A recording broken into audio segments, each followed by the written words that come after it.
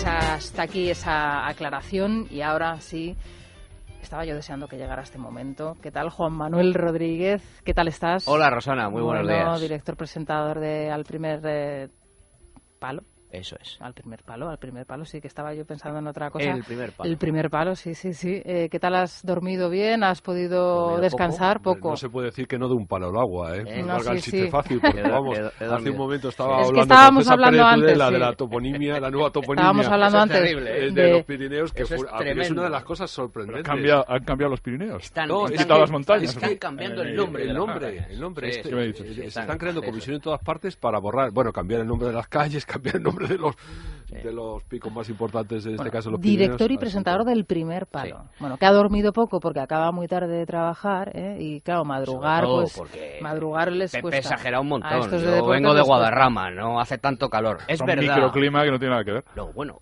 es que hace mucho más calor en Guadarrama que en el Escorial. Mucho más calor. Sí es verdad que, como ha cambiado todo, pues ahora ya tienes que ir un poco con el ventilador también a la Sierra de Madrid, porque por las noches es verdad que no refresca como antes, pero hombre, te has pasado tres pueblos. Yo he de reconocer que el otro día estuve el fin de semana pasado en la Sierra Norte, en la zona de Latazar y Guadalix y demás, en la Cabrera. Sierra Norte de Madrid. Sí, en la Sierra Norte de Madrid, y la verdad es que hacía un calor horroroso. Tremendo. Pues yo os invito a que vayáis a Guadarrama, al Escorial también, que está precioso. Yo te invito al Monte Avantos, que es maravilloso. Y hacía calor en la cumbre del Avantos. El Monte Avantos mientras se llame Avantos. Porque el otro día decía César Pérez... Se va a llamar Euskal Herria ahora. No, le dije, va a llegar un día en el que no sepas el nombre de los montes que has escalado. Y es verdad, ¿eh? Este monte, pues ya no lo sé. Yo no sé cómo se llama. Bueno, pues al margen de recomendar que visiten la Sierra Madrileña a todos los oyentes, que siempre está muy bien, vamos a abordar la cuestión por la que te hemos llamado, Juan Manuel, para que nos ayudes sobre todo a comprender un poco más la dimensión del villarato, del personaje, de lo que se ha tejido a lo largo de estas últimas 3 décadas en torno a Ángel María Villar. Hoy en la prensa muchas novedades, muchas conversaciones que comienzan a filtrarse ya. Además, se te ponen los pelos de punta, ¿no? Al escuchar y leer el lenguaje, el tono y cómo se habla de contrataciones, de sueldos, de lo que se está abordando ahora mismo en los juzgados, y que de momento a 4 personas mantiene, si no me equivoco, en prisión. Hoy, ¿qué es lo más destacado en los periódicos, Vanessa, a esta hora? Pues precisamente las transcripciones de esos pinchazos telefónicos que ha recogido el juez Pedraza a lo largo de estos meses, y en los que queda patente cómo operaba el clan Villar, según los diarios. Por ejemplo, hay casos bastante llamativos. La adjudicación del partido España-Colombia para que se celebrara en Murcia, un afín a Villar, y cómo Javier Clemente, en una conversación telefónica, dice claramente que los votos son comprados, y digo textual, para ganarse unos dineros. También es llamativo el caso de la secretaria general, Esther Gascón.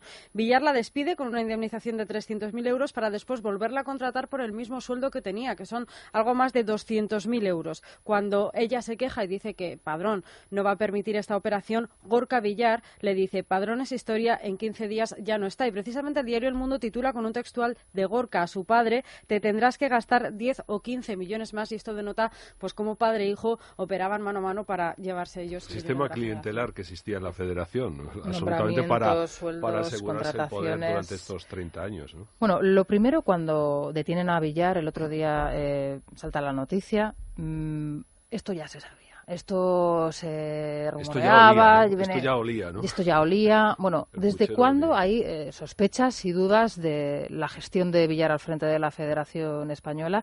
¿Cómo es el personaje para todos aquellos que no le conozcamos o que no sigamos la información como vosotros, Juanma? Bueno, todo esto hay que recordar que arranca de una denuncia, me parece que es de 2015, del Consejo Superior de Deportes, ¿vale? El personaje realmente no te puedo ayudar mucho, Rosana, porque yo creo que no te podría ayudar ni el propio Gorka Villar a conocer al personaje, porque es un personaje muy esquivo con los medios de comunicación. Yo creo que un poco también como una táctica de tratar de alejarse del foco mediático, siendo un personaje repulsivo, porque es verdad que Villar es muy maleducado, profundamente maleducado, es un personaje repelente, pero a nadie le ingresan en prisión por ser maleducado. O sea, no, ese no es el motivo de que esté ahora en Soto del Real. De forma que al final yo siempre decía, Eso es como lo del cuento del rey que va desnudo y todo el mundo le dice qué traje más bonito te has comprado, ¿no? Porque efectivamente lo que ha hecho él a lo largo de todos estos años, constatado ahora por el auto del juez, que es, por cierto, absolutamente demoledor. Yo sé que vosotros estáis más acostumbrados a estas cosas, a los autos pero yo me quedo absolutamente alucinado. Pues lo que ha hecho ha sido entretejer una red clientelar. Es decir, ayer ponía, por cierto, un corte de Villar diciendo la FIFA es limpia. La FIFA es limpia cuando ya había estallado el caso Blatter, Platini estaba con evidentes problemas.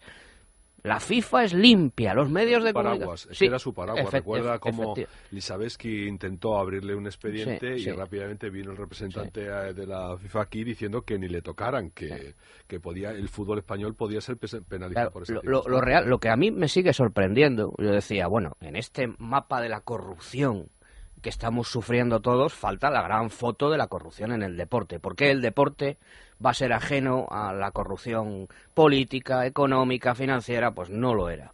Y en 2 meses realmente hemos tenido 2 grandes fotos de la corrupción, la de Sandro Rosell, que comparte prisión con de Ángel María hecho, Villar. Dicen las informaciones, las primeras informaciones, Sí. cuando se detiene a Ángel María Villar y a su hijo Gorka, que es a partir a lo mejor de declaraciones anteriores que se habían producido. Y puede ser porque puede existir cierta conexión, ¿no? Y ahora la de Ángel María Villar. Pues fíjate, yo ahora te preguntaré sobre la declaración de Villar ante el juez, hasta qué punto esto puede empezar la madeja empezar a salir el hilo, ¿no? Y de ahí tirar y empezar a salir más personajes. Ahora mismo, la última hora es que el exsecretario de Estado Rafael Cortés Elvira estaría dentro de esa red clientelar de Villar. Se habla, hay que decir que fue exsecretario de Estado para el deporte con el gobierno del Partido Socialista entre los años 93 y 96.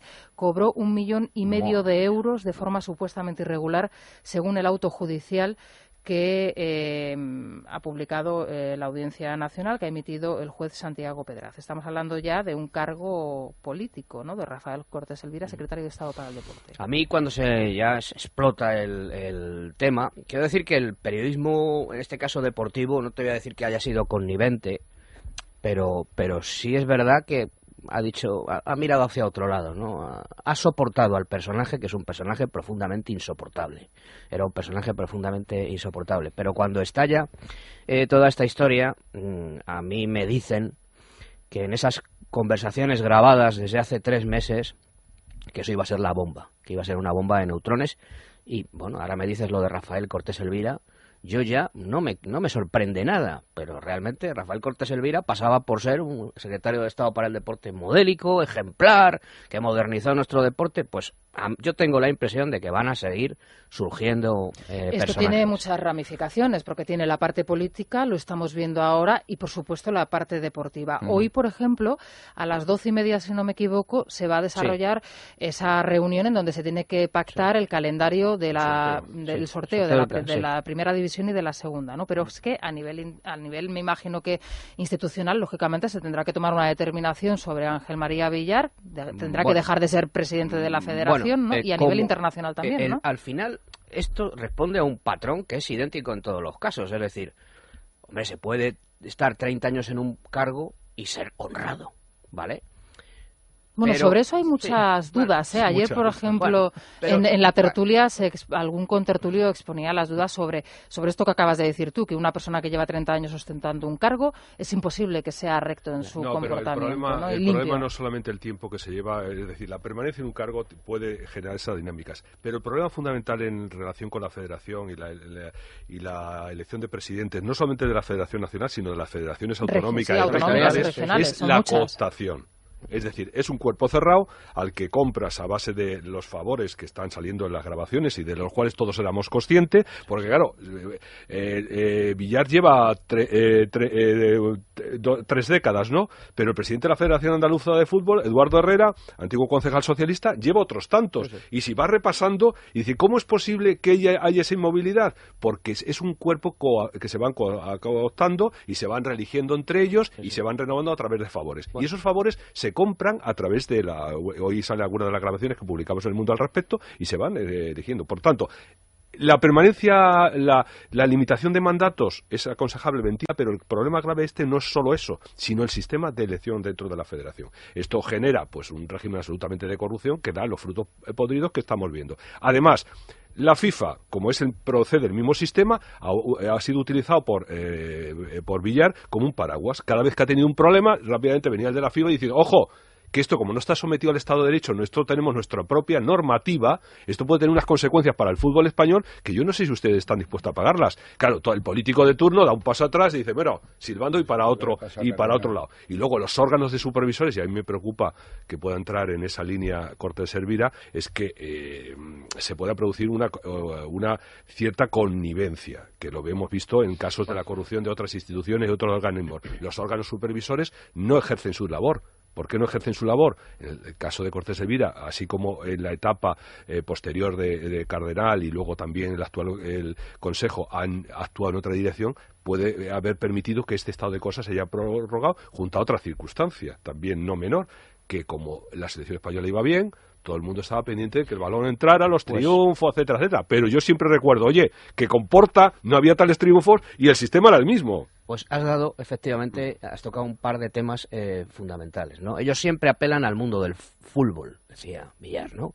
El mundo del fútbol, que debe ser que es un mundo al margen del mundo civil, ordinario, en el que vivimos todos, ¿no? Para parapetarse y decir, no, es que a mí me elige democráticamente el mundo del fútbol. Bueno, realmente a lo largo de estos 30 años, el único que tuvo posibilidades ciertas de ganarle una elección a Ángel María Villar fue Gerardo González Otero en el año 2004.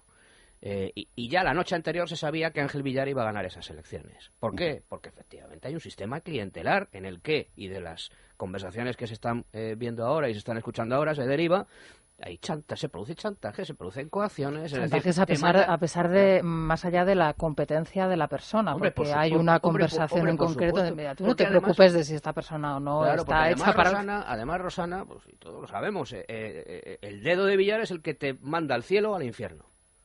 Y entonces todo el mundo calla.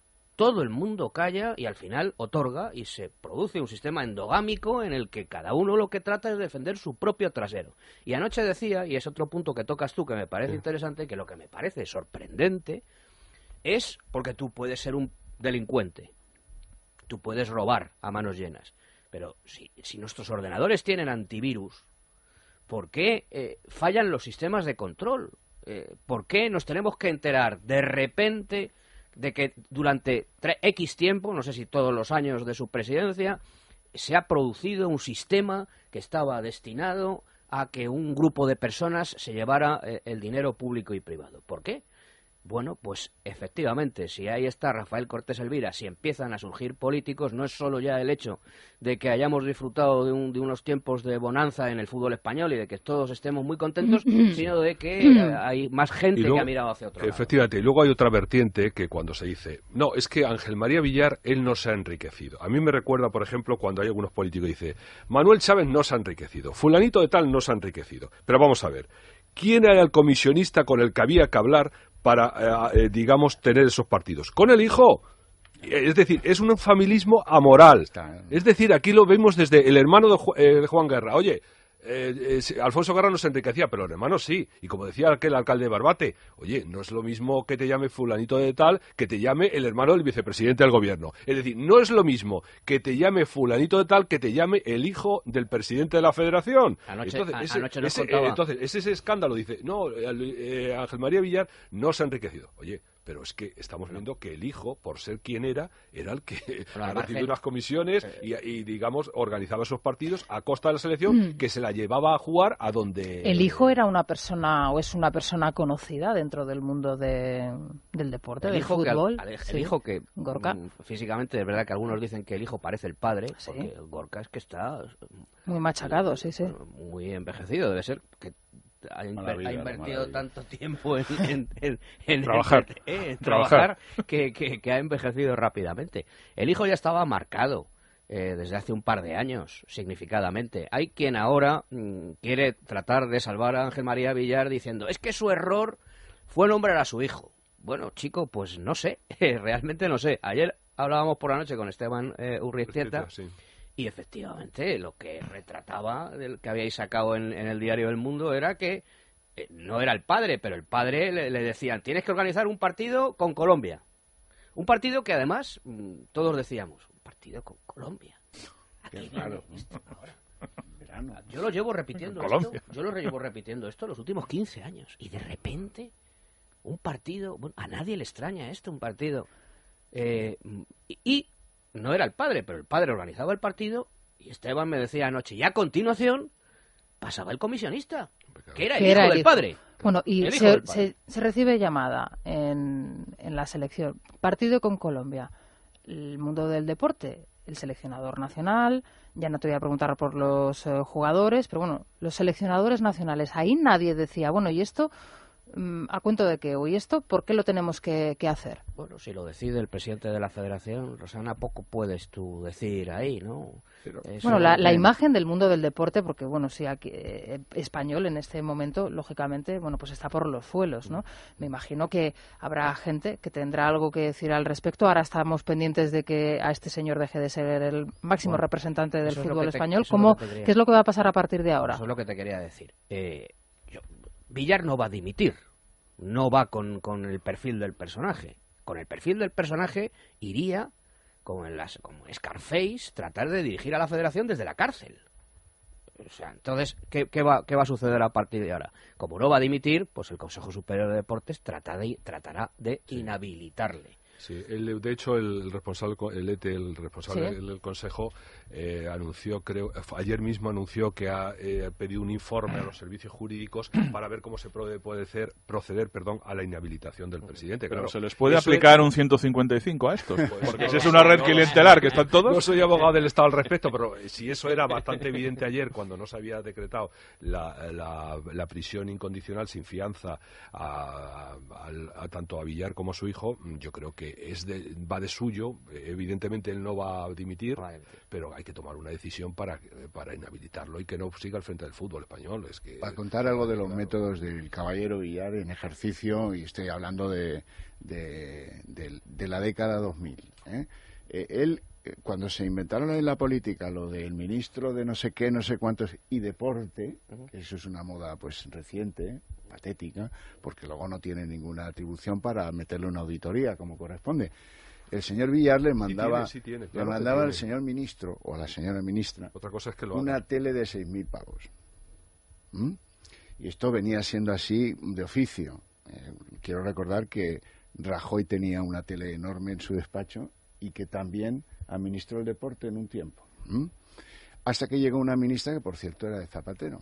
Y esa ministra dijo, mire, usted se lo devuelvo y puerta, ¿no? Y entonces el tío la llamó muy ofendido. Oiga, pero ¿qué pasa? Como que está haciendo eso de 30 años antes y nunca le había pasado que le devolvieran la coima, ¿no? Y bueno, ahí se enturbió la relación entre la ministra que administraba el deporte y el tío de la Federación Española de Fútbol. Bueno, la imagen internacional ahora mismo de nuestro fútbol, en este caso, bueno, pues la imagen que pueda tener en las instituciones futbolísticas europeas España, por lo que está sucediendo, ¿qué es lo que llega, Juanma? Es que yo creo, el otro día escribía que a mí me parece que Villar no es el fútbol español, afortunadamente. A mí, al contrario de la sensación generalizada, a mí esta me parece una magnífica noticia. Yo creo que el que la justicia entre a saco, el que por fin un juez diga, oye, yo voy a coger el toro por los cuernos y que salga el sol. Hay esperanza de renovación para es que tiene el que fútbol. Haberlo, Rosana, ya está sucediendo en FIFA y UEFA y claro, y era chocante que aquí fuéramos los cuando está demostrado que no es así, aquí fuéramos los puros, ¿no? Es chocante. Es que no es un caso solamente español, Juanma lo ha dicho muy claro, es que esto es un escándalo que lo estamos viendo, por ejemplo, la asignación a Qatar del Mundial, en que en la FIFA se ve, digamos, manchada, etcétera, etcétera. Es un problema que el fútbol, la gente considera que es un espacio exento del derecho, porque estamos pendientes de la bola, y entonces del balón, que entre, que no entre, el fulanito que juega, que no juega, pero hay un negocio detrás, y es un negocio que está fuera de reglas, que no está fuera de las reglas. A mí me parece muy positivo lo que ha ocurrido en FIFA, lo que ha ocurrido en UEFA, lo que está ocurriendo ahora aquí en España, o lo que ocurrió en Italia con el amaño de partido y otras circunstancias, donde es decir, es importante que la luz entre y los espacios oscuros se iluminen, es la mejor forma. Y yo creo que esto no repercute en el fútbol, la calidad del fútbol español, sino todo lo contrario. Pero yo soy más pesimista que vosotros, porque hay una categoría que trasciende la anécdota del fútbol. Es decir, este sesgo hacia el nepotismo, hacia el clientelismo, es algo muy propio de la sociedad española, no solo del ámbito político. Aquí hablaba el PSOE, el PP, no, la sociedad es así. Perdona. Pero tampoco nos flagelemos. Ahora mismo se ha conocido un escándalo en Italia, Umberto Bossi, el líder de la Liga Países Norte, Latinos, que es un señor que ha sido, Sí, pero no ha pasado en Noruega, curiosamente, ha pasado en Italia. Bueno, claro, tradición latina. Quiero decir que el príncipe le cobraba a los trabajadores del Palacio Real, le cobraba un alquiler. El príncipe Yacon. Bueno, pero convendrás conmigo en que eso... Es que, a ver, mi escepticismo viene de que hay un elemento que es cultural. Y eso está aceptado en la sociedad española. Pasa en todos los sectores, pasa en el periodismo, pasa en la empresa privada, pasa en todas partes. Y además pasa en la política, que es el gran escenario que vemos cada día. Y corregir eso, y es un elemento, insisto, muy latino, no sé por qué, habría que remontarse al Imperio Romano seguramente, pero es así. Entonces, pasa en Francia, pasa en Italia, pasa en Portugal, y tiende a no pasar muchísimo menos en Noruega, en otros sitios. No me preguntes por qué, porque no lo sé. No, la diferencia son las reglas, que en aquellos países no hay impunidad. Perdona, reglas, aquí hay las mismas, aquí hay toneladas de reglas, pregúntales a los libertarios. Hay no sé cuántas toneladas de reglas. Las reglas que se apliquen, es decir, si hay un órgano de supervisión que ejerza como tal, ¿vale? Si hay tribunales que ejerzan como tal. Si hay el fútbol, tiene que estar regulado por el Estado de Derecho. Tú no puedes crear un espacio exento del derecho. Es decir, son reglas de aplicación de la justicia. Por más allá de las reglas, más allá de las reglas están las tradiciones culturales y el guiño de ojo. O sea, tú puedes hacer todas las reglas del mundo. Mientras exista el guiño de ojo, tú ya me entiendes, nos tomamos un cafelito, ya está. Puedes hacer millones de reglas. Y eso es cultural. Y eso es complicadísimo. Y pasa en España, y pasa en Italia, y otros sitios no pasa. Simplemente certifico eso. El escepticismo frente a lo latino, que ya no es estrictamente español. Bueno, ayer los oyentes, Juanma, he de decirte que muchos en el contestador dejaron llamadas sobre esta cuestión. Hoy creo que se repite. Sara Sanz, buenos días. ¿Qué tal? Si quieres te puedes quedar a escuchar las llamadas de los oyentes. Sí, pero antes una pregunta. ¿Hasta cuándo coges tu vacaciones? La semana que viene todavía hago el programa. Pero me dejas que diga una cosa. La operación es del martes, me parece, ¿no? Del lunes. Sin detalles encima. O sea, un juez de la Audiencia Nacional decide ir al domicilio de Ángel María Villar y luego, oye, algo tiene que haber aquí. Es lo primero que dices. Digo, yo no creo que un juez de la Audiencia Nacional diga, me levanto con el pie izquierdo, voy a ver si hay algo en la sede de la Federación Española de... No. Tiene que haber algo sólido, ¿no? Bueno, pues inmediatamente se producen en cascada declaraciones, por ejemplo, de Joan Gaspar, que decían que podría ser el siguiente en la cadena de mando, puesto que el primero está encarcelado y el segundo está encarcelado también, en una celda al lado. El tercero en la cadena de mando era Joan Gaspar, diciendo, ayer era amigo de Villar, hoy soy más amigo suyo. Bueno, después se produce otra declaración de Pedro Cortés. ¿Le besó la mano o algo? No sé, digo, no entiendo muy bien. Tú puedes ser igual de amigo, pero ¿eres más amigo hoy de Villar? ¿Por qué? ¿Porque el juez ha decidido ir a la sede? Pues no. Después se produce otra declaración de Pedro Cortés, delegado de la... Pongo la mano... ¿Qué es esa frase tan...? Yo no pongo la mano en el fuego por nadie. Pongo la mano en el fuego. Pero ya deberíamos estar escarmentados. Desde que lo dijo Felipe González, la unidad de quemados no deja de ver gente con la mano ya chicharrada, ¿no? Bueno, todavía tienes entonces toda la semana que viene para seguir comentando esta. Pero bueno, va a ser. Es que además, si tuviera decidido irme de vacaciones, me quedaba. El tema del verano, por supuesto. Os prometí irlos de deportes un verano muy tranquilo. Que no tenéis nada, no tenéis tranquilidad. A mí no me gusta el método, ni en el caso de Villar ni en ninguno. Si hay alarma social, si te detienen, si te registran, si no sé qué, pues que te lleven ante el juez, no que te dejen 48 horas en Tres Cantos a que te airees, a que te reblandezcas, pero no lo digo por Villar, lo digo en general. El método me parece malo. Sí, es apurar revisable. Un poco el plazo de las 48 horas antes de decretar. Esto no se hace así, si uno va... Sara, cuéntanos qué es lo que comentan los oyentes. Muchísimas llamadas en nuestro contestador, por segundo día consecutivo sobre el Villarato. Ponen el acento este viernes en el tratamiento informativo en los medios de comunicación al respecto, que prima siempre, a su juicio, los aspectos puramente deportivos, los fichajes, sobre, por ejemplo, los federativos, lo que es la propia organización, motivo por el cual... Mira, esto también es una cuestión importante. Sí, opina un oyente propicia de cómo precisamente Villar se perpetuó en el poder durante 3 décadas.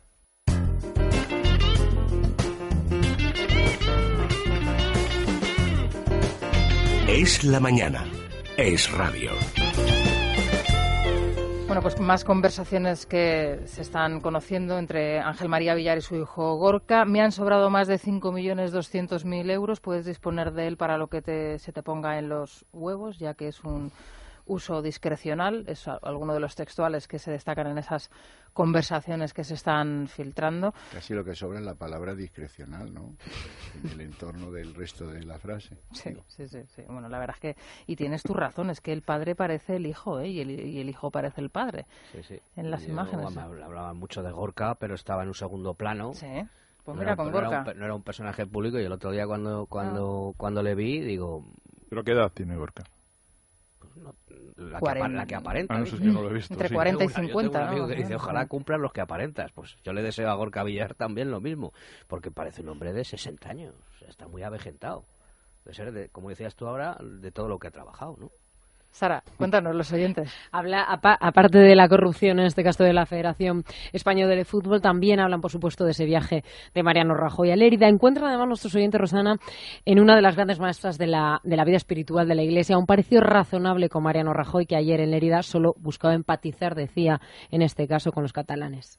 Si es que este tipo de temas administrativos, este tipo de temas de corrupción no vende, entre comillas. Siempre se está más en el tema deportivo puro y duro, del fichaje, del partido, del tal, estos hechos administrativos. Y es lo que propicia que la gente se perpetúe, aparte de todo el sistema clientelar y toda la corrupción que se ha demostrado que hay, no solo en la Federación Española, sino también en las federaciones territoriales, que es donde habría que entrar también ahora, a partir de ahora. Lo de Villar, desde hace, por lo menos, por los 3 últimos mandatos, ya se sabía, se notaba, pero bueno, claro, nunca es tarde si la dicha es buena y la justicia o la ley hace justicia. Pedro Sánchez, pero qué ganas tienes de entrar en el gobierno, te da igual pactar con ETA, tantos compañeros tuyos que mató ETA, te da lo mismo y aún quieres soltar a los presos. Mariano, te he oído en el discurso de la inauguración de Lérida y veo tu poco interés en resolver los problemas, tu dejadez, pachorra y vacancia, que lo dejas todo hasta el final, a ver si se resuelve solo. Rajoy está tan tibio y blando porque da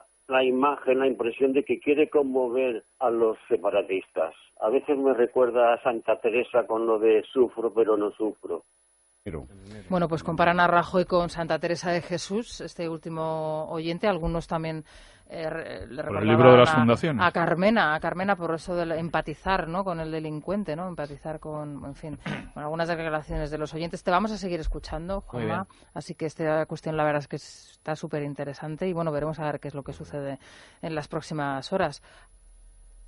Todas las noches. ¿A partir de qué hora? De las 11 de la noche. De las 11. Bueno, ya te pregunto a ver si voy a volver a meter la pata, ¿sabes? No, tú nunca metes la pata. No, sí, yo la meto continuamente, pero... Quiero decir que, según cuentan, Ignacio González, nada más llegar a Soto del Real, preguntó si podía ver el Madrid-Barça. Y le dijeron, no, mire usted, aquí no tenemos, esto es televisión generalista, no tenemos... Para pobres. Hay que informar, eso es, hay que informar de que Villar no va a poder ver, si mantiene en la prisión, el arranque del Campeonato Nacional de Liga, del que se celebra el sorteo a las 12:30 de la mañana. Bueno, regala una tele al director de la cárcel, no te preocupes. Puede organizar, eso sí, partidos amistosos en prisión, puede tener tiempo para eso, pero vamos. Bueno, seguiremos escuchando.